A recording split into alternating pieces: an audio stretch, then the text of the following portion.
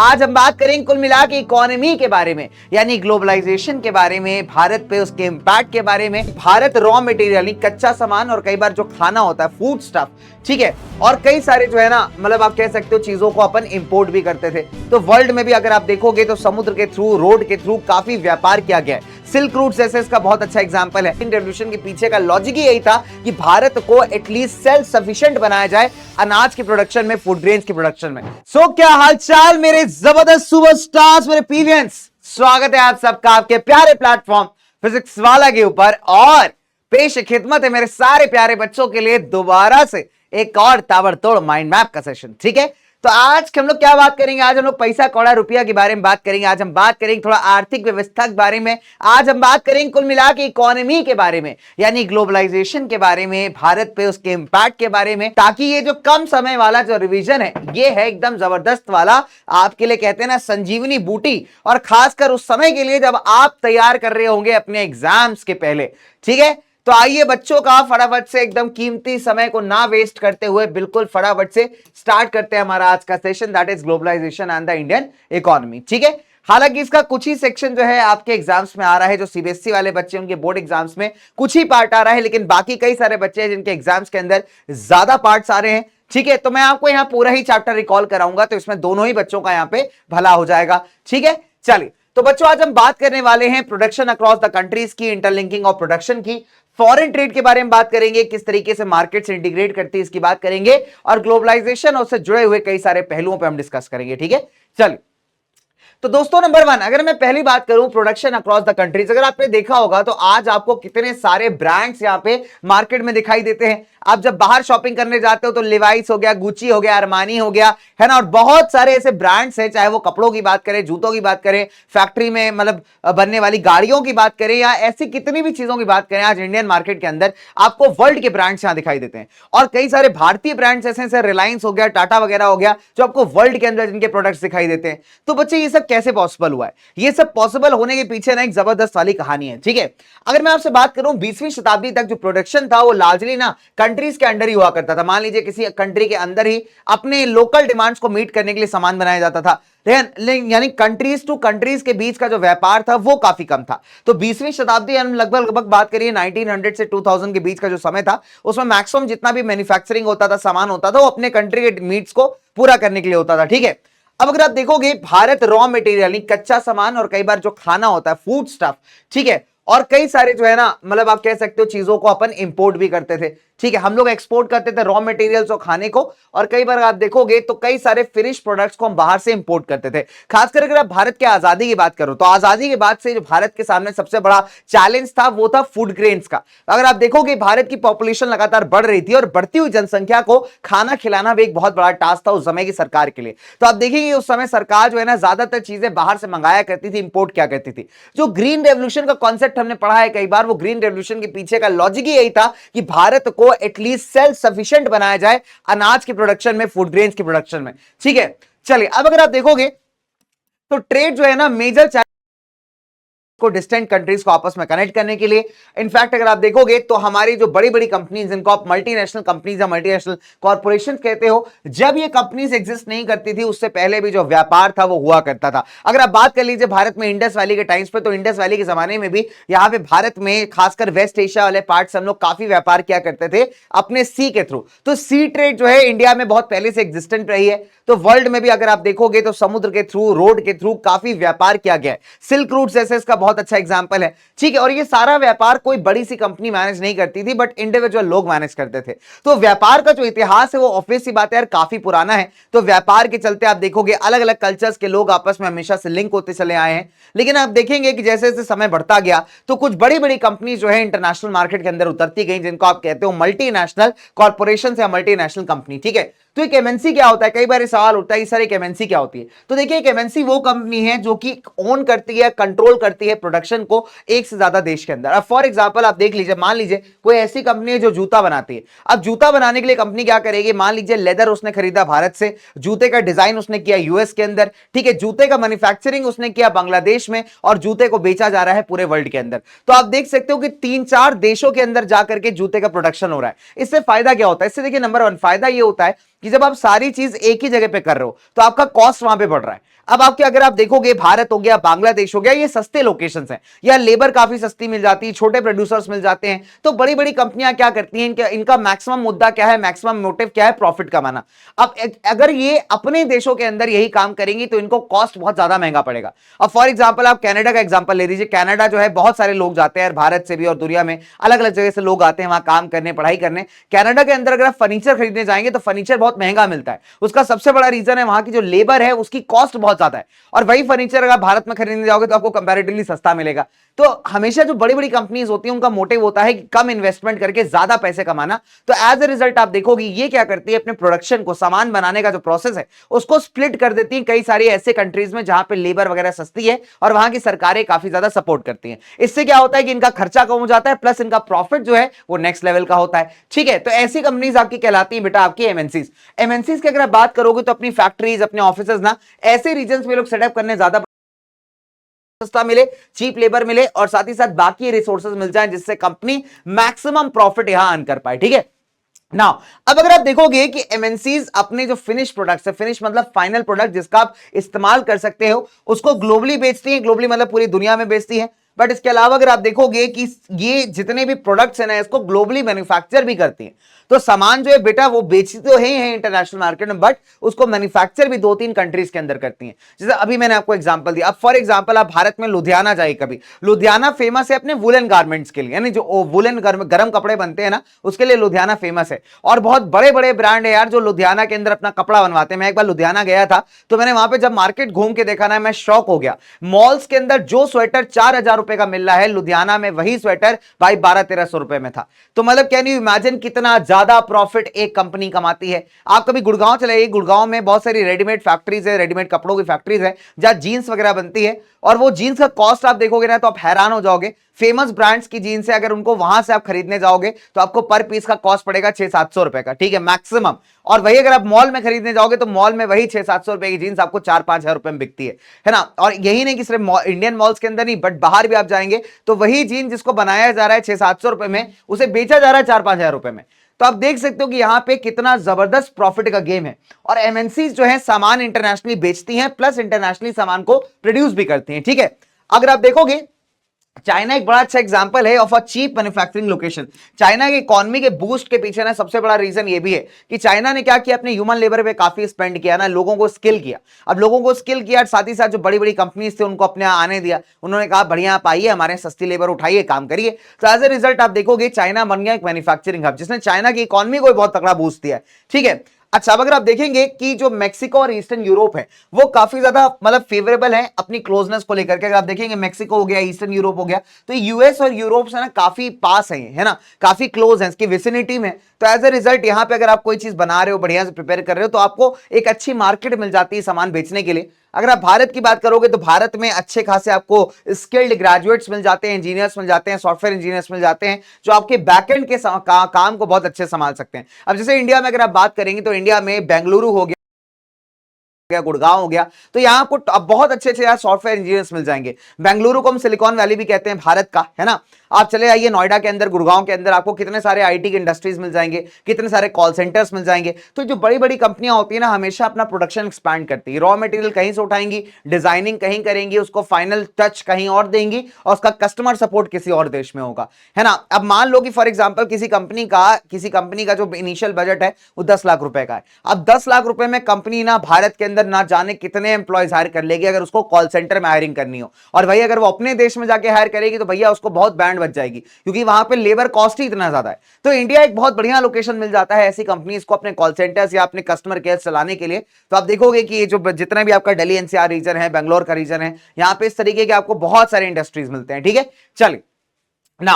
अब अगर मैं आपसे बात करूं बच्चों आगे, तो interlinking the production across countries. ठीक है, अब देखो एमएनसीज क्या करती हैं, वहां पे अपना प्रोडक्शन सेटअप करती है जहां पे मार्केट्स आपकी बहुत पास होती हैं, जहां पे दोनों प्रकार का आपको लेबर मिलेगा, स्किल्ड लेबर और अनस्किल्ड लेबर। स्किल्ड मतलब जिसको काम करना बढ़िया से आता है, और अनस्किल्ड लेबर मतलब जिसको उस काम की इतनी ज्यादा नॉलेज नहीं है, तो उसको आप सिखाओगे, ट्रेन करोगे, वो काम कर लेगा। ठीक है, अगर आप देखोगे तो दोनों स्किल्ड और अनस्किल्ड लेबर उसको लो कॉस्ट पे मिलने चाहिए, कम कॉस्ट पे। और साथ ही साथ जो बाकी फैक्टर्स ऑफ प्रोडक्शन है, अदर फैक्टरीज नहीं बेटा, ये फैक्टर्स है, तो जो बाकी फैक्टर्स ऑफ प्रोडक्शन है ये भी इसको अगर आसानी से मिल जाते हैं, श्योर कर दिए जाते हैं, जैसे गवर्नमेंट पॉलिसीज हो गई है ना, जमीन आसानी से मिल जाए, कोई ज्यादा दिक्कत परेशानी ना आए, इस टाइप के फैक्टर्स जहां पे भी एमएनसीज को मिलेंगे, एमएनसीज वहां पे अपना प्रोडक्शन स्टार्ट करेगी। ठीक है, अब अगर आप देखोगे एमएनसी जब किसी भी देश में आती है अपना फैक्ट्री खोलने के लिए, तो बहुत सारा पैसा इन्वेस्ट करती है, जमीन खरीदने में, गवर्नमेंट को टैक्सेस देने में, उसमें फैक्ट्री बनाने में, है ना, मशीनें लगाने में। तो ये जितना भी पैसा है इसको हम कहते हैं इन्वेस्टमेंट। और जब कोई फॉरेन कंपनी इस इन्वेस्टमेंट को करती है तो इसे हम कहते हैं फॉरेन इन्वेस्टमेंट। क्या बोलते हैं बेटा इसको?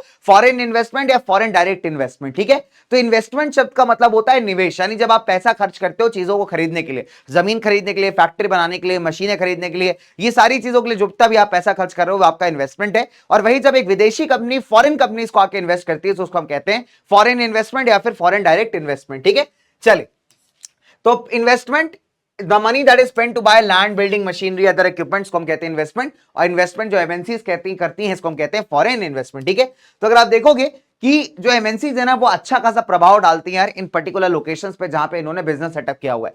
अब अगर आप देखेंगे बच्चे, खासकर जो डेवलपिंग कंट्रीज है ना, या ऐसी कंट्रीज है जो बहुत ज्यादा पावरफुल नहीं है, वहां पे आप देखोगे कि एमएनसीज के पास ना बहुत पैसा होता है और इस पैसे का इस्तेमाल करके वहां की सरकारों को भी प्रेशराइज करती हैं। आप देखेंगे इंडिया के अंदर एक बड़ी दुखद बात है कि हम लोग लेबर लॉस को फॉलो नहीं करते। आप देखोगे इंडिया में आए दिन कोई भी कंपनी जो है, पहली बात तो इंडिया में जो बड़ी बड़ी एमएनसीज को ना प्रॉपर एकदम ऑन रोल हायर करती हैं। ऑन रोल मतलब प्रॉपर परमानेंट बेसिस पे हायर करती हैं, बाकी मैक्सिमम लोगों को कॉन्ट्रैक्चुअल बेसिस पे हायर करती हैं। अगर कॉन्ट्रैक्चुअल बेसिस पे हायर किया हुआ है तो आपको कभी भी कंपनी लात मार के बाहर निकाल देगी, उसमें कोई आपका जॉब सिक्योरिटी है नहीं। उनको पता है कि भैया सरकार चाहे किसी की भी आ जाए लेकिन इसमें कोई सुधार आने वाला नहीं है, सरकार को चाहिए टैक्स, सरकार को चाहिए पैसा, सिंपल सी बात है। तो सरकार को इनसे कोई लेना देना नहीं है। तो भारत के अंदर आप देखोगे जो लेबर लॉज है ऑन पेपर तो आपको बढ़िया दिखेंगे, लेकिन वो कितने ज्यादा इफेक्टिव हैं ये अपने आप में एक बहुत बड़ा क्वेश्चन मार्क है। ठीक है, और इसी का रीजन है कि आप देखोगे कि बहुत सारी कंपनियां ना इसका फायदा उठा के भाग भी जाती हैं। आप जाइए स्कैंडिनेवियन देशों के अंदर, नॉर्वे और जाइए, स्वीडन जाइए, वहां देखिए लेबर लॉज कितने स्ट्रिक्ट हैं।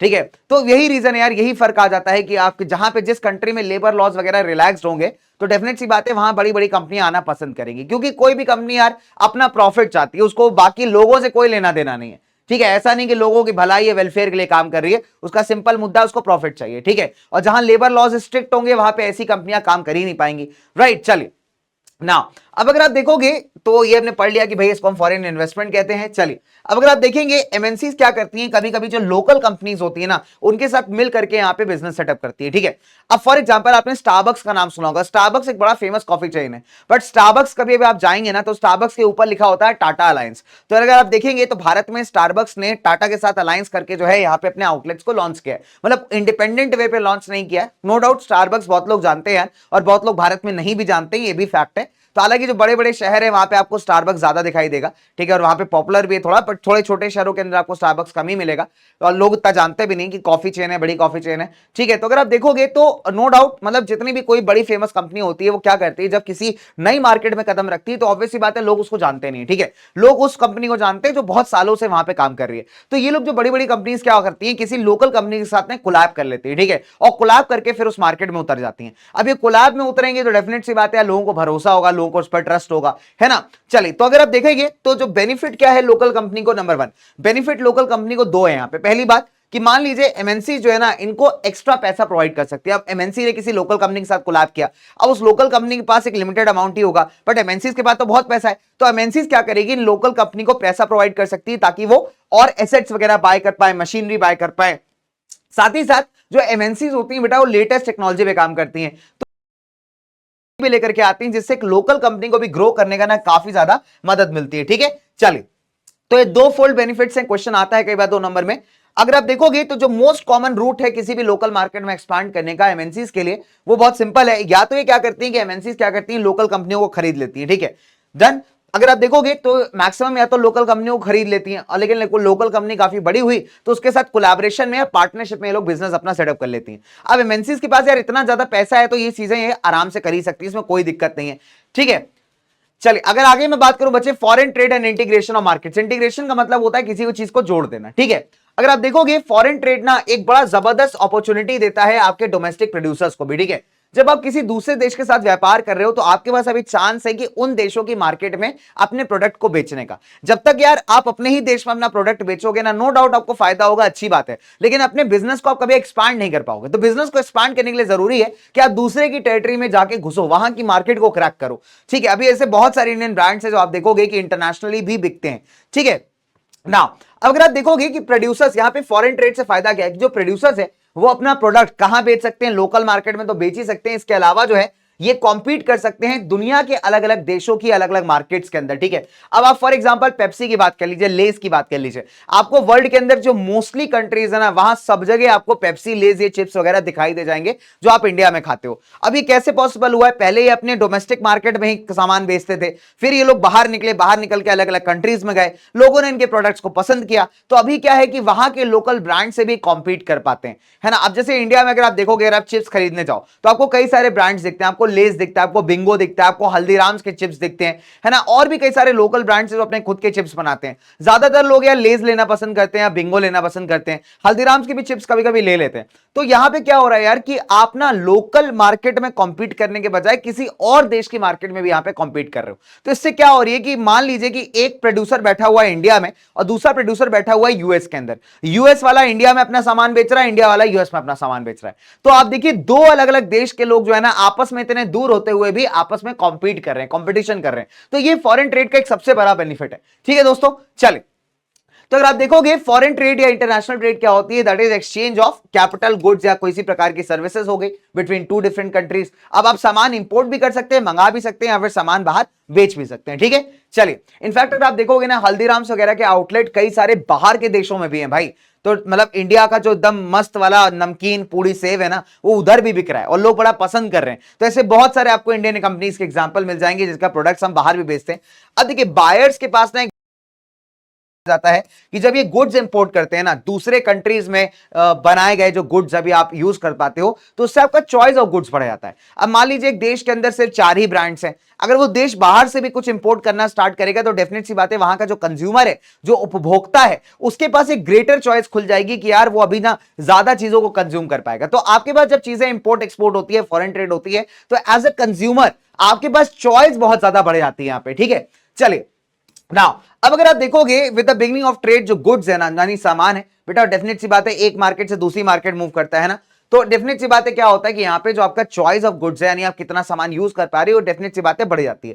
तो आज अगर आप देखोगे आज से 15 साल पहले अगर 4 कपड़े के ब्रांड थे तो आज 400 कपड़े के ब्रांड है। तो आज कंज्यूमर के पास बहुत ऑप्शन है, आप चाहे खाना खाने चाहिए बाहर, चाहे कपड़ा खरीदने चाहिए, चाहे जूता खरीदने चाहिए, अगर लोकल मार्केट से लेकर के मतलब आपके पास नाइके से लेकर के जो ओरिजिनल नाइके उस तक का ऑप्शन है, और पुम्बा से लेकर के पूमा तक का ऑप्शन है। ठीक है, आप चाहे एडिबास खरीदो, चाहे हरिदास खरीदो, और चाहे एडिडास खरीदो, सभी तरीके का ऑप्शन आपको जो है मार्केट के अंदर अवेलेबल है। एक बार मैंने लिटरली भैया जो पूमा का शेयर होता है ना उल्टा बना देखा है, वो शेर भी नहीं होता यार, वो एक्चुअली पैंथर टाइप का होता है। ठीक है, तो पूमा की जगह पुम्बा लिखा हुआ था, पुम्बा भी ऐसे लिखा था, लग रहा था पूमा लिखा है। ठीक है, और वो उल्टा बनाया हुआ था उसका लोगो। तो नाइकी की जगह नाइफी लिखा हुआ था, ऐसा भी देखा मैंने, है ना। वो एडिडास की जगह एबिबास वाला जूता बहुत देखा है। तो हर तरीके का वैरायटी अभी आपको मार्केट के अंदर अवेलेबल है। ठीक है, डन। चलिए, तो अगर आप देखोगे तो यहां पे क्या हो रहा है कि पहली बात तो कंपटीशन जो है ना वो काफी ज्यादा बढ़ जाता है मार्केट्स के बीच में, और कई बार जो है कंपटीशन के चलते जो दो चीजों का दाम है ना, सेम मिलती जुलती चीजों का दाम है, वो भी कई बार इक्वल हो जाता है। अब अगर आप देखेंगे कि मार्केट के अंदर ना बहुत सारे जूते आते हैं, ब्रांडेड जूतों की बात करूं, फॉर एग्जांपल न्यू बैलेंस का जूता है, नाइकी का जूता है, एडिडास का जूता है, रिबॉक का जूता है। ठीक है, अगर आप देखोगे तो पहले ही अभी भी जूते एक्सपेंसिव आते हैं नो डाउट, बट फिर भी आप देखोगे इन जूतों ने भी, इन ब्रांड्स ने भी कुछ रेंज ऐसी लॉन्च की है जो हमारे इंडियन कस्टमर्स को बड़ी पसंद आती है। अच्छा, इनको कॉम्पीट करने के लिए आपके पास स्पार्क्स आता है, स्पार्क्स के बाद कैंपस आता है। आप देखेंगे तो ये भी दो ऐसे ब्रांड है जो अच्छी डिजाइन ऑफर करते हैं और काफी कम प्राइस में। अब मान लीजिए आप एक एडिडास का जूता खरीदने जा रहे हो, 2,500-3,000 रुपए से कम नहीं आएगा, बेसिक जूता, वो भी अगर आप ऑफ में ले रहे हो, डिस्काउंट में ले रहे हो। वही अगर आप स्पार्क्स का एक कैंपस का जूता खरीदने जा रहे हो तो 1,200-1,300-1,400 रुपए में बहुत अच्छा शूज आप खरीद सकते हो, अच्छा ड्यूरेबल शूज जिसका डिजाइन अच्छा होगा। तो कहीं ना कहीं आप देख रहे हो क्या हुआ कि कॉम्पिटिशन इतना बढ़ रहा है जिसके चलते प्राइसेस जो है ना काफी कम होते जा रहे हैं। आप देखोगे कई बार सेल वगैरह निकलती है, पूमा वगैरह अपने ऑफिशियल वेबसाइट पे सेल निकालते हैं, तो वो लोग क्या ना 50-60% का डिस्काउंट देते हैं। क्यों देते हैं भाई? वो ऑलरेडी एक एस्टैब्लिश ब्रांड है, लेकिन उनको भी डर है कि मार्केट में कंपटीशन है। अगर हम 2-2,500 रुपए, 2,200 रुपए का भी जूता नहीं बेचेंगे तो शायद बहुत सारे कस्टमर हम लूज कर देंगे। तो ये आप देख सकते हो का सिमिलर है, सेम है है ना, लेकिन बड़े बड़े ब्रांड्स पे भी क्या कर रहे हैं, कॉम्पीट कर रहे हैं, तो प्राइस एज अ रिजल्ट क्या हो रहा है, काफी कम हो रहा है। वैसे फायदा सबसे ज्यादा किसको हो रहा है, फायदा सबसे ज्यादा हो रहा है आपके कंज्यूमर को, है ना, आपके उपभोक्ता को। ठीक है, डन। चलिए अब अगर आप देखेंगे तो सवाल उठता है कि sir what is globalization, basically globalization होता क्या है। अब देखो इसके पीछे का एक लॉजिक आपको बताता हूं। इंडिया का जो इकोनॉमी था, आप थोड़ा समझिएगा, प्योर इकोनॉमिक्स वाली बात आपसे कर रहा हूं मैं, ठीक है।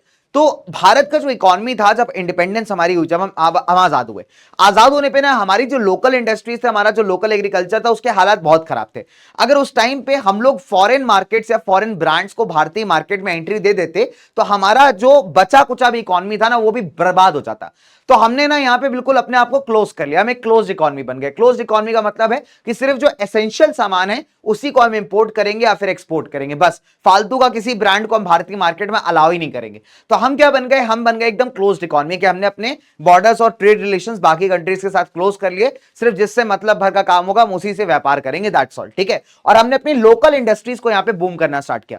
अगर आप इंडियन इकोनॉमी को देखोगे तो इंडियन इकोनॉमी के जो स्टार्टिंग साल है 1947 से लेकर के लगभग 1970-80 तक की बात करो आप, 1980 तक ले लीजिए, ये जो साल है ना, भारत थोड़ा समाजवादी अप्रोच पे चला है, यानी सोशलिस्ट अप्रोच पे। सोशलिस्ट अप्रोच जो प्राइवेट इंडस्ट्रीज है ना, उनको बहुत फेवर नहीं करती। तो भारत में ये अप्रोच था कि यार सरकार की भी जिम्मेदारी है कि मैक्सिमम चीजें लोगों को प्रोवाइड करवाई जाए, है ना, बिकॉज इंडिया में अभी उतना ज्यादा किसी के पास ना तो इनकम थी, ना उतना एजुकेशन था, ना ही हमारा इकोनॉमी उतना ग्रो कर रहा था। ठीक है, तो इसके चलते हुआ क्या कि देखो इसमें कोई दिक्कत नहीं है, इसमें कोई ऐसा प्रॉब्लम वाला बात नहीं है, प्रॉब्लमेटिक इशू नहीं है। दिक्कत यहां पे ये आई कि जो हमारी सरकारी कंपनियां थी, उन पे परफॉर्मेंस बेसिस पे तो कोई प्रेशर था नहीं कि भैया परफॉर्मेंस नहीं करोगे तो बाहर निकाल देंगे जॉब से, ऐसा कोई सिनेरियो तो था नहीं। तो इन्होंने काम धंधा तो किया नहीं बिल्कुल, तो काम धंधा करना इन्होंने कर दिया बंद। एज ए रिजल्ट इनको हम कहने लगे सिक पब्लिक सेक्टर यूनिट्स, ठीक है, सिक पीएसयू। तो सिक पीएसयू मतलब ऐसी सरकारी कंपनियां जो कि घाटे में चल रही है, प्रॉफिट करके आपको दे ही नहीं रही है। अब क्या हुआ, भारतीय इकोनॉमी की हालत खराब होने लगी। अच्छा, अब क्या होता था कि आप देखेंगे तो हम लोग काफी सारा जो तेल है ना वो इराक वगैरह से लेते थे। अब क्या हुआ, जब इराक वॉर वगैरह में इन्वॉल्व हो गया तो हमारे पास वो भी कम हो गया। तो एज ए रिजल्ट हमको महंगे दामों पे तेल वगैरह परचेज करना पड़ा है, जो हमारी इकोनॉमी पे और ज्यादा कर्जा बढ़ा रहा है। और साथ ही साथ स्टार्टिंग में हमने यार उधारी पे भी काफी सामान लिया था, तो हमारे ऊपर इतने ज्यादा कर्जे हो गए, इतने डेप्ट हो गए हैं कि हमारी इकोनॉमी की हालत खराब है। और अगर हमारी जो गवर्नमेंट इंडस्ट्रीज थी, अगर वो अच्छा काम करती, बढ़िया प्रोडक्शन करती, तो शायद कर्जे कम हो सकते थे, लेकिन वो ऐसा कुछ कर नहीं रही थी। प्लस अगर आप देखोगे भारत में इनफैक्ट आपको बेसिक बिजनेस भी करना है ना, तो उसके लिए इतने ज्यादा डॉक्यूमेंटेशन थे, इतना ज्यादा लाइसेंस वगैरह चाहिए होता था कि इजिली आप बिजनेस वगैरह कर नहीं सकते थे। इसको आप कहते लगा देना। तो हमारे यहां ट्रेड बैरियर्स बहुत ज्यादा थे। ठीक है, अब समय आता है ऐसा कि जब हमको लगता है कि यार थोड़ा आईएमएफ वगैरह का मदद लिया जाए, लेकिन जब आप आईएमएफ वगैरह के पास जाते हो तो वो सिंपल सी बात कहता है कि आप अपनी इकोनॉमिक पॉलिसी में बदलाव करिए। और यहां पे जो है ना भारत थोड़ा मजबूर होता है कि अपनी इकोनॉमिक पॉलिसी में थोड़ा सा बदलाव करने के लिए, और फिर जो है इंडिया क्या करता है, अपने ट्रेड बैरियर्स को हटाता है, रिमूव करता है। ठीक है, और साथ ही साथ जो फॉरेन ब्रांड्स हैं उनको अलाउ करता है कि आप हमारे इंडियन मार्केट में आइए। ठीक है, और साथ ही साथ कई सारी जो गवर्नमेंट कंपनीज हैं उनसे भी अधिकार लेकर के ओनरशिप ट्रांसफर कर देता है कई सारी प्राइवेट कंपनीज को। ठीक है, और इसी पॉलिसी को हम कहते हैं एलपीजी पॉलिसी, यानी लिबरलाइजेशन, प्राइवेटाइजेशन और ग्लोबलाइजेशन। लिबरलाइजेशन का मतलब होता है कि आपने जो ट्रेड बैरियर्स थे, व्यापार पे जो पाबंदियां लगाई हुई थी, उसको थोड़ा फ्री कर दिया है, रिलीज कर दिया है। प्राइवेटाइज मतलब आपने कई सारी गवर्नमेंट कंपनियों से कई सारे सेक्टर्स उठा के प्राइवेट कर दिए हैं। और ग्लोबलाइजेशन का मतलब है कि अपने अपनी मार्केट्स को ओपन कर दिया है कि फॉरेन ब्रांड्स अभी यहां पे आ सकते हैं। और ये हिस्सा था हमारी न्यू इकोनॉमिक पॉलिसी का। ठीक है, उस समय अगर इन पूरा इसका अगर आप देखोगे तो इसके पीछे एक बड़े जबरदस्त थिंक टैंक थे, that is doctor Manmohan Singh. ठीक है, तो ये वो टाइम था जिसको हम न्यू इकोनॉमिक पॉलिसी कहते हैं। और तब आप देखोगे कि ग्लोबलाइजेशन वाला कंसेप्ट भारतीय इकोनॉमी में आता है, और भारतीय इकोनॉमी एक क्लोज्ड इकोनॉमी से खुल करके एक ओपन इकोनॉमी में कन्वर्ट होती है। ठीक है, चलिए, तो अगर आप देखेंगे ग्लोबलाइजेशन क्या है, the process of rapid integration, मतलब तेजी से जब वर्ल्ड के मार्केट्स को आप जोड़ने लगते हैं, दैट इज बेसिकली ग्लोबलाइजेशन।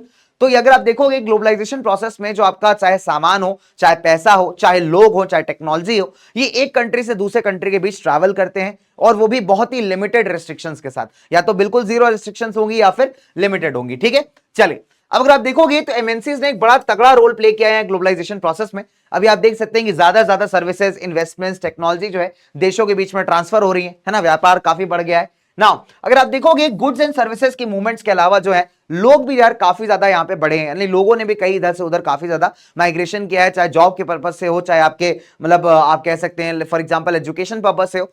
हालांकि अगर आप देखोगे एनसीईआरटी में पॉइंट आता है कि यार माइग्रेशन पिछले कुछ सालों में कम हुआ है। अगर आप डेटा की बात करोगे तो डेटा उठा के देखो तो ऐसा नहीं है, डेटा यहां पे कॉन्ट्राडिक्टरी है। ठीक है, डेटा आपको कहता है कि माइग्रेशन काफी ज्यादा हुआ है। अब यहाँ पे एक चीज जो मेंशन नहीं की गई किताब में वो ये है कि स्पेसिफिक कंट्रीज हैं जहां पे माइग्रेशन कम है, लेकिन आप ओवरऑल वर्ल्ड की बात उठा के देखोगे तो ऐसा नहीं है। ठीक है, तो अगर आप देखोगे, आज भी आप देखोगे, अगर आप इंडिया का ही डेटा उठा के देख लो यार, तो कितने सारे ऐसे इंडियंस हैं जो छोड़ छोड़ के अभी दूसरे देशों में भाग गए। ठीक है, तो अगर माइग्रेशन रिड्यूस हुआ होता तो ये नंबर भी आपका रिड्यूस होता, तो अनफॉर्चुनेटली ऐसा नहीं है। तो इसलिए मैं हमेशा जब पढ़ाता हूं बैच के अंदर तो भी कहता हूं यार फैक्ट को डबल चेक किया करो, बहुत जरूरी। कई बार एनसीईआरटी में कुछ का लिखना होता है और कुछ लिख देते हैं।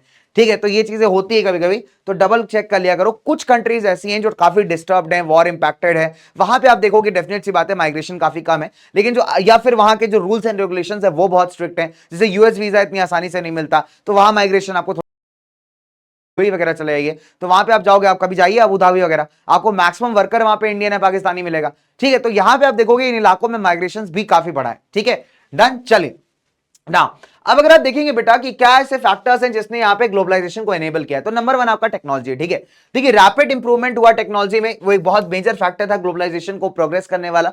ठीक है, अब इससे क्या हुआ बच्चे, अभी आप सामान को ना कम कॉस्ट पे ज्यादा आसानी से बड़े लंबे डिस्टेंसेस के थ्रू ट्रांसफर कर सकते हैं।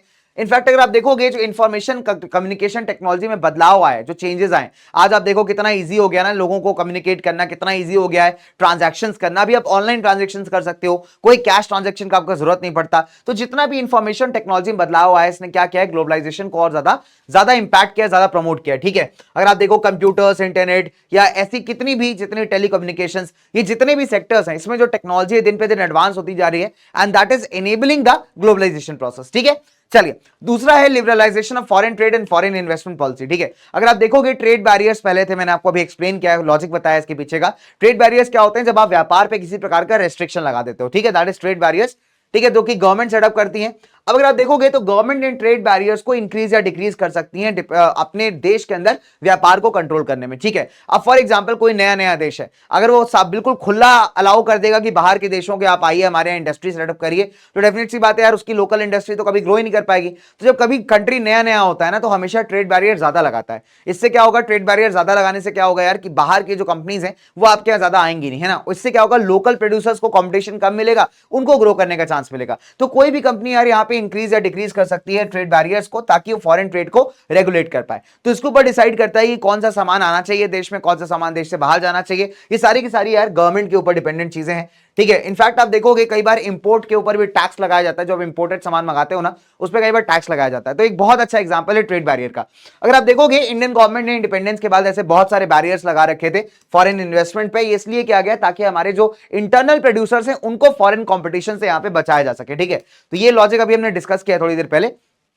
1919 में इस पॉलिसी में चेंज किया गया था, एक न्यू इकोनॉमिक पॉलिसी लाई गई थी, और हमने क्या किया, कई सारे ट्रेड बैरियर्स या रेस्ट्रिक्शंस को यहां पे हटा दिया, और इसी को हम कहते हैं लिबरलाइजेशन ऑफ ट्रेड। ठीक है, और प्राइवेटाइजेशन का मतलब होता है कि आपने क्या किया, यहां पे कई सारी सरकारी कंपनियों से ओनरशिप लेके किसको दे दिया, प्राइवेट कंपनियों को। और ग्लोबलाइजेशन मतलब अपनी मार्केट्स को ओपन कर दिया। ठीक है, ताकि फॉरेन ब्रांड्स भी हमारे साथ आए और हम भी फॉरेन ब्रांड्स के साथ कॉम्पीट कर पाए। ठीक है, चलिए अब अगर आप देखोगे ये इंटरनेशनल ऑर्गेनाइजेशन है जिसका नाम है WTO या फिर वर्ल्ड ट्रेड ऑर्गेनाइजेशन। अच्छा, अगर आप देखोगे तो WTO का एम है कि ट्रेड को ज्यादा लिबरलाइज किया जा सके, जिससे कि अलग अलग देशों के बीच में जो व्यापार है वो काफी अच्छे स्केल पे हो। ठीक है, अच्छा, इसने क्या किया है कि इंटरनेशनल ट्रेड के रिस्पेक्ट में काफी सारे रूल्स बनाए हुए हैं और देखता है कि यार इन रूल्स को फॉलो किया जा रहा है कि नहीं। हालांकि अगर आप देखोगे WTO अपने आप में दोगलेपन का बहुत बड़ा डेफिनेशन है। उसका रीजन क्या है, WTO क्या करता है, WTO अगर आप देखोगे तो मैक्सिमम डेवलप्ड कंट्रीज द्वारा इन्फ्लुएंस है, खासकर यूएस वगैरह अगर आप देखोगे तो इतना चालाक है कि डेवलपिंग कंट्रीज कभी भी WTO के पास अगर कोई डेवलपिंग कंट्री जाती है तो ये क्या करता है, उससे कहता है कि तुम अपनी इकोनॉमिक पॉलिसीज में बदलाव करो। IMF के पास चली जाए, WTO के पास चली जाए, तो इसको मैनिपुलेट करता है। ये हमेशा ये चाहता है, इसका सिंपल सा एजेंडा यही। बिकॉज अगर आप देखोगे WTO को जो आज भी इन्फ्लुएंस करके बैठे हैं बड़े बड़े डेवलप कंट्रीज हैं। ठीक है, और वो हमेशा ना लगे रहते हैं किस तरीके से उनका फायदा हो जाए। तो जब कभी भी स्मॉल डेवलपिंग कंट्रीज अगर आप देखोगे इनको अप्रोच करती हैं तो ये इतने नालायक हैं कि उन कंट्रीज को कहते हैं कि आप अपनी इकोनॉमिक पॉलिसी में बदलाव करिए। ठीक है, डन। चलिए, तो अगर आप देखोगे तो it allows free trade for all, है ना, इन प्रैक्टिस। बट ऐसा देखा जाता है कि डेवलप्ड कंट्रीज ने कई बार ना अनफेयर तरीके से अपने यहां ट्रेड बैरियर्स लगाए हुए हैं। ठीक है। इनफैक्ट अगर आप देखोगे on the other hand WTO ने डेवलपिंग कंट्रीज को फोर्स किया, अगर कभी भी आप डब्ल्यूटीओ पे पहुंच गए, आईएमएफ पे पहुंच गए, तो आप देखोगे आपको फोर्स करेगी कि आप अपने ट्रेड बैरियर्स हटाइए। और वही डेवलप्ड कंट्रीज की बात करें तो डेवलप्ड कंट्रीज को कुछ बोलने का इसका हिम्मत ही नहीं होता। ठीक है, रीजन इसकी इतना ज्यादा इन्फ्लुएंस्ड है उनसे। ठीक है, बिकॉज ये अगर आप ऑर्गेनाइजेशन देखोगे, आईएमएफ हो गया, वर्ल्ड बैंक हो गया, डब्ल्यूटीओ हो गया, कहीं ना कहीं इनका जो बिगिनिंग है, ओरिजिन है, वो किया ही इन डेवलप्ड कंट्रीज द्वारा है। ठीक है, और अल्टीमेटली इन ऑर्गेनाइजेशंस के थ्रू ये लोग क्या करते हैं, जो बेचारे छोटे देश होते हैं, डेवलपिंग कंट्रीज होते हैं ना, इनके ऊपर हक जमाते हैं। ठीक है, तो एक तरीके से अपने आप में बहुत बड़ा स्कैम है। अगर आप देखोगे जब इंडिया ने अपने एलपीजी पॉलिसी लॉन्च किया था, ऐसा नहीं कि बहुत खुशी खुशी लॉन्च कर दिया था। अगर आप देखोगे ग्लोबलाइजेशन ने हमारे एग्रीकल्चर को बहुत गलत तरीके से इंपैक्ट किया है, बिकॉज यूएस वगैरह का जो एग्रीकल्चर है बहुत ज्यादा सब्सिडाइज एग्रीकल्चर है। और वहां पे क्या है कि मतलब वहां पे अगर मान लीजिए 100 लोग हैं देश के अंदर, तो 100 में सिर्फ 10 ही आदमी ऐसा है जो एग्रीकल्चर कर रहा है, और उन 10 आदमी का भी जो आधे ज्यादा खर्चा है ना, वो गवर्नमेंट बेयर करती है। तो एज ए रिजल्ट उनका जो कॉस्ट ऑफ प्रोडक्शन है उतना सस्ता आता है यार, कि बहुत सस्ते दामों में इंटरनेशनल मार्केट में बेच देते हैं। ठीक है, और उनसे अगर कॉम्पीट करने जाओगे तो हमारे किसान की हालत खराब है। हमारी दिक्कत यह है कि 50% से ऊपर जनता तो एग्रीकल्चर के अंदर है। अगर 100 लोग हैं, मान लीजिए 100 में से 55 लोग तो एग्रीकल्चर में। अब सरकार किस किस को सपोर्ट करे? ठीक है, तो एज ए रिजल्ट हमारे किसान को कॉस्ट ऑफ प्रोडक्शन ही इतना हाई है कि इंटरनेशनल मार्केट में कभी कॉम्पीट कर ही नहीं पाता। तो एज ए रिजल्ट ग्लोबलाइजेशन का अगर सबसे नेगेटिव इंपैक्ट किसी सेक्टर में हुआ है भारत में, तो दैट इज एग्रीकल्चर। ठीक है, चलिए फिलहाल हम लोग आगे बात करेंगे यहां पे। Now impact of globalization in India. चलिए, अगर आप देखेंगे ग्लोबलाइजेशन ने पहली बात तो यहां कंपटीशन क्रिएट कर दिया है प्रोड्यूसर्स के बीच में, चाहे लोकल प्रोड्यूसर्स हो या फॉरेन प्रोड्यूसर्स है। ठीक है, कंज्यूमर मिलती है सामान की, प्लस ज्यादा बेटर चॉइस ऑप्शंस है ना। एज ए रिजल्ट आप देखोगे कि लोगों के पास ना बेहतर ऑप्शंस है चूज करने के लिए, और हमारा जो स्टैंडर्ड ऑफ लिविंग है वो भी काफी इंप्रूव हो गया है। अब अगर आप देखो आज भारतीय मार्केट्स में यार, नो डाउट हम मेड इन इंडिया पे बहुत फोकस कर रहे हैं हम लोग, नो डाउट हमारे प्राइम मिनिस्टर साहब आत्मनिर्भर भारत पे फोकस कर रहे हैं, जो एक बहुत अच्छी चीज है। बट आज भी अगर आप देखोगे इंडियन मार्केट्स के अंदर मैक्सिमम चीजें जो आपको मिलती हैं, जो आप खरीदते हो, वो यार भारत में नहीं बन रही होती। ठीक है, या भारत में उनका कुछ पोर्शन बन रहा होता है, पार्ट बन रहा होता है, या फिर जो कंपनियां उन्हें बना रही होती हैं वो भारतीय कंपनियां नहीं होती। आप इलेक्ट्रॉनिक्स की बात कर लीजिए, अच्छे क्वालिटी का आप इलेक्ट्रॉनिक्स लेने जाइए, आप डेफिनेट सी बात है, मान लीजिए एक रेफ्रिजरेटर खरीदने जा रहे हो यार, आप एक टीवी खरीदने जा रहे हो, ठीक है, आप डेफिनेट सी बात है किसी लोकल ब्रांड का जैसे टी सीरीज वी सीरीज का टीवी नहीं खरीदना चाहोगे, पता भी नहीं होगा लोगों को टी सीरीज का टीवी आता है। ठीक है, आप चाहोगे किसी अच्छे ब्रांड का खरीदो, सैमसंग खरीदो, सोनी खरीदो, पैनासोनिक खरीदो, एलजी खरीदो। क्या ये इंडियन ब्रांड्स हैं? आंसर है नहीं यार, ये इंडियन ब्रांड्स नहीं है। तो कहीं ना कहीं अभी भी ना हम उस क्वालिटी, उस कंपैरेटिव प्राइस पे हम कॉम्पीट कर ही नहीं पा रहे हैं। तो ये एक बहुत बड़ा चैलेंज है अपने लिए। ठीक है, हालांकि अगर आप देखोगे इसका फायदा बस यही हुआ है कि हमको अभी ज्यादा बेटर चॉइसेस मिल गए, हमारा स्टैंडर्ड ऑफ लिविंग काफी इंप्रूव हो गया है। अच्छा, अब अगर आप देखोगे कि वर्कर्स और प्रोड्यूसर्स के बीच में जो इंपैक्ट ऑफ ग्लोबलाइजेशन है, यूनिफॉर्म तो बिल्कुल नहीं, एक जैसा बिल्कुल नहीं। ये क्वेश्चन आता है कई बार, ध्यान दीजिएगा। देखो, अगर आप देखेंगे तो एमएनसीज ना इस तरीके की इंडस्ट्रीज में काफी इंटरेस्ट है, जैसे सेलफोन हो गया, ऑटोमोबाइल हो गया, इलेक्ट्रॉनिक हो गया, सॉफ्ट ड्रिंक हो गया, फास्ट फूड हो गया, या बैंकिंग सर्विसेज हो गए अर्बन एरियाज में। ठीक है, ऐसे प्रोडक्ट्स जिनके जो नंबर ऑफ बायर्स हैं यार, उनका जो बायर बेस है वो बहुत ज्यादा है। ठीक है, और खासकर ऐसे बायर्स हैं जो इन चीजों को अफोर्ड कर सकते हैं। तो एमएनसीज ऑब्वियस सी बात है, they work all about profit. ठीक है, वो प्रॉफिट के लिए ही काम करते हैं। अपने करियर के स्टार्टिंग डेज में I have worked with an MNC. ठीक है, मतलब डिफरेंट रोल में, जब मैं नहीं पढ़ाता था, मैं तब की बात कर रहा हूं। ठीक है, तो मैंने प्रॉपर वेल नोन वर्ल्ड के मल्टीनेशनल ब्रांड के साथ काम किया हुआ है ना, और मतलब वहां पे रह करके यार हमने काफी सारी चीजें सीखी थी। तो मतलब दैट इज वन पॉइंट। तो मैं अपने एक्सपीरियंस आपको बता सकता हूं यार कि यहाँ पे ना एक चीज तो बहुत क्लियर है कि एमएनसीज ना मतलब अच्छे खासे बायर जो अफोर्ड कर सकता है ना, ऐसे बायर को काफी टारगेट करती है। ठीक है, और अगर आप देखोगे तो ऐसी इंडस्ट्रीज को भी काफी टारगेट करती है। ठीक है, अब अगर आप देखोगे कि in these industries and services कई सारे न्यू जॉब्स क्रिएट हुए हैं, ये पॉजिटिव है। फिर अगर आप देखोगे जो लोकल कंपनी यहाँ पे रॉ मटेरियल सप्लाई कर रही है, वो भी काफी ज्यादा प्रॉस्परस हुई है, मतलब उसको भी काफी ज्यादा फायदा हुआ है। लेकिन लोकल कंपनी के मालिक को फायदा हुआ है। अब बात करिए वर्कर की, क्या वर्कर फायदा हुआ है? क्या वर्कर बेनिफिट किया है? तो इसका आंसर है नहीं यार, वर्कर को तो वही पैसा मिल रहा है यार। प्रॉफिट किसको हो रहा है? प्रॉफिट हो रहा है वहां पे लोकल कंपनी के मालिक को। ठीक है, तो अगर आप देखोगे प्रोड्यूसर्स को तो कहीं ना कहीं वर्कर्स की बात करें तो वर्कर्स के केस में हालात ऐसे नहीं है। इनफैक्ट आप देखोगे कई सारे जो टॉप इंडियन कंपनीज हैं, उन्होंने जब कंपटीशन किया फॉरेन कंपनीज के साथ, तो उनको इंप्रूव होना पड़ेगा। मार्केट का सिंपल सा रीति रिवाज है, अगर आपको सस्टेन करना है मार्केट में, आपको अपने को इवॉल्व करना पड़ेगा, आपको डेवलप होना पड़ेगा। आप स्मार्टफोन की मार्केट देख लीजिए, नोकिया एक जमाने में, नोकिया का अलग ही लेवल का रौला था भाई, बट नोकिया अपने को अपडेट कर ही नहीं पाया। नोकिया एकदम धुआं उड़ा के रखा हुआ था मार्केट के अंदर। आप स्मार्टफोन मार्केट की बात, आप मोबाइल मार्केट की बात करें, बट आप देखोगे जब एंड्रॉइड आया, नोकिया अपने को अपडेट ही नहीं किया। एज अ रिजल्ट नोकिया अभी रेस में ही नहीं है, नोकिया कोई पूछता ही नहीं है। और अलग अलग फोन, जो फोन थे उन्होंने अपने आप को अपडेट करना स्टार्ट कर दिया। एक सोनी का फोन आता था बहुत पहले, सोनी एरिक्सन, एक टाइम पे बड़ा हिट हुआ, बट वो अपडेट नहीं कर पाया, आउट ऑफ मार्केट हो गया। तो आपको मार्केट में सस्टेन करने के लिए यार बहुत जरूरी है कि आप कंपटीशन मेंटेन करने के लिए आपको खुद को ग्रो करना पड़ेगा, खुद पे काम करना पड़ेगा, इन्वेस्टमेंट करना पड़ेगा। और इससे अगर आप देखोगे तो हमारी जो लोकल कंपनीज होती है ना, वो भी कहीं ना कहीं इसको सस्टेन करने के लिए नई टेक्नोलॉजी में इन्वेस्ट करती हैं, ठीक है, प्रोडक्शन मेथड्स को और एफिशिएंट बनाती हैं, राइट नाउ। अब आप देखोगे कुछ कंपनीज ऐसी हैं जिन्होंने जब फॉरेन कंपनीज के साथ कोलैबोरेट किया तो उनको काफी प्रॉफिट हुआ, ठीक है। फॉर एग्जाम्पल फोर्ड हो गया और आपकी महिंद्रा महिंद्रा हो गई। फोर्ड जब भारत में आई तो उसने महिंद्रा के साथ कोलैब किया, तो महिंद्रा आज भी एक बहुत बड़ी मैन्युफैक्चरर है, ठीक है ना। अब अगर आप देखोगे ग्लोबलाइजेशन ने इनफैक्ट आप देखोगे कई सारी बड़ी इंडियन कंपनीज को अभी मल्टीनेशनल कंपनीज बन के जो है उभरने में काफी मदद की है, राइट।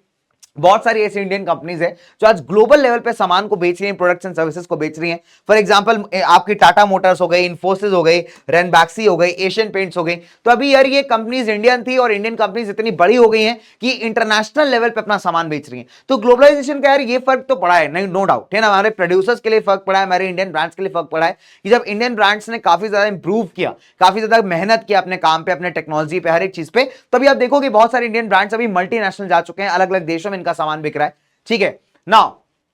अब सवाल उठता है कि यार ऐसा क्या किया जाए कि फॉरेन इन्वेस्टमेंट काफी ज्यादा अट्रैक्ट हो। देखिए foreign investment no doubt important है यार, किसी भी देश के लिए जरूरी है। जब बाहर का पैसा आता है, आपकी इंडस्ट्रीज ग्रो करते हैं, आपके लोगों को एम्प्लॉयमेंट मिलता है, तो एक टर्म में पॉजिटिव भी है। अब देखिए नंबर वन, फॉरेन इन्वेस्टमेंट्स को अट्रैक्ट करने के लिए भारत के जो स्टेट और सेंट्रल गवर्नमेंट है उन्होंने क्या किया, कुछ स्पेशल इकोनॉमिक जोन सेटअप किए, है ना। स्पेशल इकोनॉमिक जोन क्या होते हैं यार, जहां पे आप इंडस्ट्रीज को बनाने के लिए काफी बढ़िया स्पेस देते हो, प्लस टॉप नॉच क्वालिटी का इंफ्रास्ट्रक्चर देखो। अगर आप नोएडा की बात करें, नोएडा उत्तर प्रदेश वेस्ट का एक पार्ट का एक शहर है जिसको गौतम बुद्ध नगर के नाम से भी जानते हैं, ठीक है। इसके अंदर कई सारे सेक्टर्स आते हैं, कई सारी चीजें आती हैं, है ना। पॉपुलरली इसको नोएडा कहा जाता है। दिल्ली एनसीआर करके भी, ये दिल्ली जो नेशनल कैपिटल रीजन है दिल्ली का, उसका भी ये पार्ट है। अगर आप देखोगे तो जब इसके स्टार्टिंग हुई ना, तो इसका मेन फोकस यही था कि इसमें एक स्पेशल इकोनॉमिक जोन क्रिएट किया जाए, इंडस्ट्रीज को यहां पे लाया जाए, बढ़िया क्वालिटी की रोड्स बनाई जाए, अच्छा रहने के लिए रेसिडेंशियल प्लेसेस बनाया जाए, और एंटरटेनमेंट के कई सारे साधन बनाए जाए, मतलब top notch world class facilities को यहां दिया जाए। और एज अ रिजल्ट आप देखो कि आज कितनी सारी फैक्ट्रीज, कितनी सारी इंडस्ट्रीज आपको यहां पे देखने को मिलेंगी, ठीक है। और इसका फायदा हुआ है, लोगों को एम्प्लॉयमेंट मिला है, इकोनॉमी काफी ग्रो की है, ठीक है। तो अगर आप देखोगे तो यहां पे सरकार ने SEZ बनाए, स्पेशल इकोनॉमिक जोन्स बनाए हैं, है ना। गवर्नमेंट ने इनफैक्ट अगर आप देखोगे तो जो नई कंपनीज आ रही हैं उनमें लेबर लॉस को काफी, अगर आप देखोगे तो गवर्नमेंट ने फ्लेक्सिबिलिटी दिया है। मैंने आपको यही बताया ना कि भारत में सरकार लेबर लॉस को लेकर स्ट्रिक्ट बिल्कुल नहीं है। अगर बाहर की कंपनी आके लात मार के बाहर भी निकाल देती है लेबर को, तो सरकार इतना कुछ पेन ले नहीं रही है, ठीक है। इसकी क्यों नहीं ले रही, ताकि फॉरेन कंपनी ज्यादा है, फॉरेन इन्वेस्टमेंट ज्यादा हो, ठीक है। कंपनीज जो है शॉर्ट टर्म के लिए वर्कर्स अभी हायर कर सकते हैं, है ना। अगर उनको बाहर निकाल देंगे तो भी कोई दिक्कत नहीं है, पैसे दिए तो भी कोई दिक्कत नहीं, नहीं दिए तो भी ठीक है। तो ऐसा कोई स्ट्रिक्ट प्रोसीजर नहीं है। अभी आप देखो दिवाली आ रही है, अभी मल्टीनेशनल कंपनीज क्या करती है मैं आपको बताता हूं।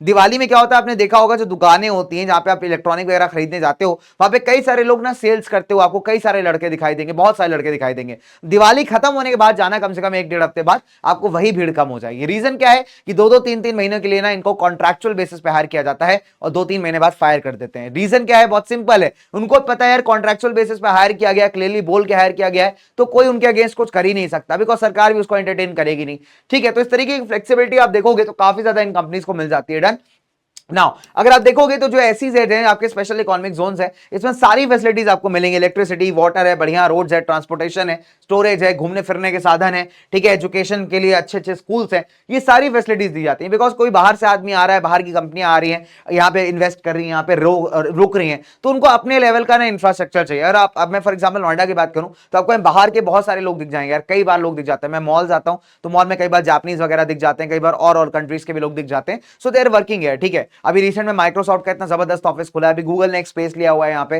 तो मतलब कंपनीज आती रहती हैं यार। अभी सुनने में आ रहा है कि आइकिया करके एक ब्रांड है, इंटरनेशनल ब्रांड है फर्नीचर का, वो भी ओपन हो रहा है। तो इट्स ऑल अबाउट दैट, ठीक है। चलिए अब अगर आप देखोगे तो बढ़ती कंपटीशन के बीच में ना एक जो नुकसान हो रहा है वो है अनसर्टेन एम्प्लॉयमेंट। यानी अगर आप देखोगे रोजगार यहां पे थोड़ा सा काफी ज्यादा अनसर्टेन होता जा रहा है, ठीक है। नाउ देखो ग्लोबलाइजेशन ऑफ बेनिफिट जो है ना वो स्पेशली स्मॉल प्रोड्यूसर्स और वर्कर्स तक तो नहीं पहुंचे, बड़े प्रोड्यूसर्स ने बहुत बेनिफिट बट छोटे लोगों ने काफी बेनिफिट नहीं किया, ठीक है। लोकल कंपनीज को अगर आप देखोगे तो बड़ा लॉस फेस करना पड़ा है। Result is very simple, because जो लोकल कंपनीज है हमारी, वो बड़ी बड़ी कंपनीज के साथ कॉम्पीट नहीं कर पा रही है और एज अ रिजल्ट उनको बंद होना पड़ रहा है। अब वहां पे काम करने वाले लोग क्या होंगे बेटा, वो डेफिनेट सी बात है बेरोजगार हो जाएंगे, है ना। अब अगर आप देखोगे बिकॉज ऑफ ग्रोइंग कंपटीशन, और एक ही सिंपल मोटिव है यार कि लोगों को ज्यादा ज्यादा प्रॉफिट्स कमाना है, ठीक है। तो एम्प्लॉयर जो है ना ट्राई करते हैं कि यार जितने भी लेबर्स है, जो भी आपके वर्कर्स है, उनको फ्लेक्सिबल बेसिस पे हायर किया जाए, परमानेंट बेसिस पे ना हायर किया जाए। लेट्स से कॉन्ट्रैक्चुअल बेसिस पे हायर कर लिया 11-12 महीने के लिए, और 12 महीने में जब काम हो गया तो उनको बाहर निकाल दिया। तो इससे क्या हो रहा है, लेबर क्या कर रहा है, अपनी कॉस्ट सेव कर रहा है, ठीक है। अगर आप देखोगे तो वर्कर्स के पास कोई सिक्योरिटी नहीं है ना जॉब्स की, कई बार इनको जो है लॉन्ग शिफ्ट में काम करना पड़ता है, 8 घंटे की जगह 12-12 घंटे काम कर, लेकिन कोई एक्स्ट्रा पैसा नहीं मिल रहा है, और कई बार जो वर्क प्रेशर है वो जरूरत से ज्यादा है। तो ऐसे कई सारे आपको इंपैक्ट अभी यहां पे दिखेंगे because of this rising competition, ठीक है ना। अब सवाल उठता है कि कई सारे लोगों का डिमांड है कि जो ग्लोबलाइजेशन है ना उसके बेनिफिट सबको इक्वल तो मिले नहीं है। तो डेफिनेटली बात है, लोग डिमांड कर रहे हैं यार कि थोड़ा ग्लोबलाइजेशन को ना ज्यादा बेहतर, ज्यादा फेयर होने की जरूरत है, ताकि इसके बेनिफिट्स यार सबको मिले, ठीक है। नंबर 1, अगर आप देखोगे जो बेनिफिट्स ऑफ ग्लोबलाइजेशन है वो इक्वली डिस्ट्रीब्यूटेड नहीं है, ठीक है। तो ग्लोबलाइजेशन, फेयर ग्लोबलाइजेशन वो होगा जो सबके लिए अपॉर्चुनिटीज प्रोवाइड करे। अब यहाँ पे सरकार एक मेजर रोल प्ले कर सकती है, कैसे, ठीक है। सरकार क्या कर सकती है, यहां पे कुछ पॉलिसीज लॉन्च कर सकती है, जिससे क्या हो कि सरकार मतलब अमीर लोगों के इंटरेस्ट के अलावा जो है, जो बेचारे गरीब लोग हैं ना, उनके भी इंटरेस्ट को यहां पे प्रोटेक्ट करे। जो बड़ा बड़ा बिजनेसमैन आदमी, वो तो भैया पहुंच जाता है सरकार के पास, गुहार लगा कर लोकल नेता के पास पहुंच जाएगा, है ना, जो भी हो, मतलब वो पैसे का इस्तेमाल करके अपनी पॉलिसीज वॉलिसीज एकदम सही करवा लेगा, उसको कोई दिक्कत नहीं, ठीक है। लेकिन जो गरीब आदमी है, छोटा प्रोड्यूसर है, उसके लिए भी सरकार को कुछ पॉलिसीज लेकर के आनी चाहिए, जिससे उसको मार्केट प्लेस में प्रोटेक्ट किया जा सके, ठीक है। अगर आप देखोगे गवर्नमेंट को यहाँ पे प्रोविजंस देने चाहिए, तो स्मॉल स्केल इंडस्ट्रीज है, ठीक है, उनको थोड़ा सपोर्ट मिले, ठीक है, सो दैट ये जो फॉरेन कंपटीशन है ना बेटा, उसको सर्वाइव कर पाए। अगर आप फॉरेन का देखो, एक बहुत मजेदार आपको बताऊं बात, आपको बताऊं, आप ये सोचो, आप देखो इंडिया की मार्केट में, पाकिस्तान की मार्केट में, बांग्लादेश की मार्केट में जो बड़े बड़े ब्रांड्स है बड़ी आसानी से घुस जाते हैं, अपने आउटलेट्स खोल देते हैं, हम लोग बिल्कुल अलाउ करते हैं। आप अपने ब्रांड को जाइए यूरोप में जाकर के आउटलेट खोलने का ट्राई करिए, आपकी बैंड बच जाएगी भा, मैं लिटरली बता रहा हूं भाई, आपकी लिटरली बैंड बच जाएगी भाई। वो अपनी मार्केट्स में नहीं घुसने देते, फिक्स है उनका। अगर आप बहुत बड़े ब्रांड हो ना तो ही वो अपने मार्केट में उतरने देंगे, अदरवाइज अपनी मार्केट में, यूएस की, यूरोप की मार्केट्स में उतर करके वहां बिजनेस रन करना अपने आप में एक चैलेंजिंग बात है, ठीक है। लेकिन आप देखोगे जो एशियन कंट्रीज वगैरह, अफ्रीकन कंट्रीज में कोई भी आता है आराम से बिजनेस खोल के चला जाता है। रीजन क्या है, बहुत सिंपल है, गवर्नमेंट इतनी लीनियंट है यार, सरकार इतना ज्यादा अब वहां पे विद्रोह कर ही नहीं रही है, सरकार इतना ज्यादा रूल्स एंड रेगुलेशंस की बात ही नहीं कर रही, ठीक है। तो यहाँ पे सरकार को जरूरत है यार कि एटलीस्ट जो हमारे छोटे प्रोड्यूसर्स हैं उनके लिए कुछ पॉलिसीज लॉन्च किया है, जिससे उनको भी हम यार या तो तैयार कर दें कि फॉरेन कंपटीशन को फेस कर लो, या उससे बचा लें, उसे प्रोटेक्ट कर लें, ठीक है। अब अगर आप देखोगे यहाँ पे number 1, government can use trade and investment barriers. अब सरकार को लगता है कि मान लीजिए किसी पर्टिकुलर इंडस्ट्री में सकती है, जिससे बाहर से आने वाले सामान पे थोड़ी रोक लगाई जा सके। इससे क्या होगा, हमारी लोकल इंडस्ट्रीज थोड़ा ग्रो करेंगे, ठीक है। डब्ल्यूटीओ पे डिस्कशन किया जा सकता है कि थोड़े और फेयर रूल्स बनाइए, डेवलप्ड मार्केट्स में हमारे प्रोडक्ट्स को बेचिए। तो इस तरीके के नेगोशिएशंस आप डब्ल्यूटीओ के साथ कर सकते हो, ठीक है। फिर अगर आप देखोगे तो गवर्नमेंट शुड मेक एन अलाइ with other developing countries. Other developing countries के साथ आप अलायंस बना सकते हो जिनका सेम इंटरेस्ट, इनके सेम प्रॉब्लम्स है, ताकि जो गलत सुप्रीमेसी है ना, आप कह सकते हो डेवलप कंट्रीज के डब्ल्यूटीओ के अंदर, उसकी जगह फाइट किया जा सके, ठीक है, उसको उसके अगेंस्ट फाइट किया जा सके। तो ये तभी होगा जब अलग अलग देशों की सरकारें, जिनके साथ, जिनके फैक्ट्रीज इंडस्ट्रीज के साथ मतलब आप कह सकते हैं अनफेयर पॉलिसी फॉलो की जा रही है, जब वो लोग आपके साथ कोलैब करेंगे, आपके साथ मिलकर काम करेंगे, तभी जो है आप डब्ल्यूटीओ पे फाइट कर सकते हैं अगेंस्ट द डेवलप कंट्रीज, जिन्होंने अपना एक छत्र राज जमाया हुआ, सुप्रीमेसी जमाया हुआ है, ठीक है। अब अगर आप देखोगे लोग भी एक ना बहुत जबरदस्त रोल प्ले कर सकते हैं, यहाँ पे कैंपेनिंग कर सकते हैं, रिप्रेजेंटेशन कर सकते हैं डब्ल्यूटीओ के अगेंस्ट, आप कह सकते हैं थोड़ा बहुत धरना प्रदर्शन वगैरह कर सकते हैं, मतलब अपनी बात को इंटरनेशनल फोरम्स पे प्रेजेंट कर सकते हैं मीडिया के थ्रू, और भी मल्टीपल तरीके हैं जिससे कि यहाँ पे वो कान तक पहुंचे यार, वहां के लोगों तक बात कि आप जो कर रहे हो, जो पॉलिसीज फॉलो कर रहे हो, बिल्कुल भी यहाँ सही नहीं है। और अगर ग्लोबलाइजेशन सही तरीके से सबको बेनिफिट करेगा तो डेफिनेट सी बात है, आप देखेंगे यार कि लोग बहुत ज्यादा ग्रो भी करेंगे, इंडस्ट्रीज भी ग्रो करेंगी, चाहे छोटी हो चाहे बड़ी हो, और इसका जो बेनिफिट है वो यहाँ कहीं ना कहीं सारे लोगों को होगा, ठीक है। सो बच्चे यही था आपका चैप्टर, दैट इज ग्लोबलाइजेशन। एक छोटा सा टिप आपको दूंगा मैं यहाँ पे, देखिए मैंने आपको पूरा टॉपिक रिकॉल कराने का ट्राई किया है बहुत कम टाइम में, लगभग 40 मिनट के आसपास में, ठीक है, तो पूरा चैप्टर आप रिवाइज कर पाओ। कुछ अंडर केस स्टडीज दी हुई हैं, कुछ कहानियां दी हुई हैं, उनको प्लीज आप जरूर से पढ़िएगा, ठीक है। मैंने उसका जिस्ट आपको बता दिया है, समराइजेशन आपको बता दिया है, फिर भी अंदर जो छोटी छोटी कहानियां आपकी बॉक्सेस में दी हुई है इकोनॉमिक्स वाले बुक के अंदर, उसको एक बार रीड कर लीजिएगा। आप जब रीड करोगे, लेक्चर देखोगे, आपको ऑलरेडी चीजें क्लियर हो जाएंगी, ठीक है। चलिए, तो इसी के साथ आज की क्लास को यहीं पे वाइंड अप करते हैं। मेरी मुलाकात होगी आपसे किसी और माइंड मैप के अंदर एक छोटे से समय में ताबड़तोड़ रिवीजन के साथ। And all the best guys, बहुत अच्छा करिए अपने एग्जाम्स के अंदर। मैं मिलता हूं आपसे अगली बार, तब तक के लिए बच्चों दिल से आपको बहुत सारा प्यार, एंड मैं मिलता हूं आपसे in the next time. Bye bye guys, take care and love you all मेरे सुपरस्टार्स, मेरे सुपर चैंपियंस, और जाते आते एक सवाल यही है आपसे कि मुझे बस ये बता दो कि कोई दो बेनिफिट्स जो लोकल कंपनीज को होते हैं किसी भी एमएनसी के आने से। कमेंट सेक्शन खुला हुआ, जाइए और क्रिएटिविटी दिखाइए। बाय गाइस, जाइए और क्रिएटिविटी दिखाइए। Bye guys, love you all and take care, bye bye.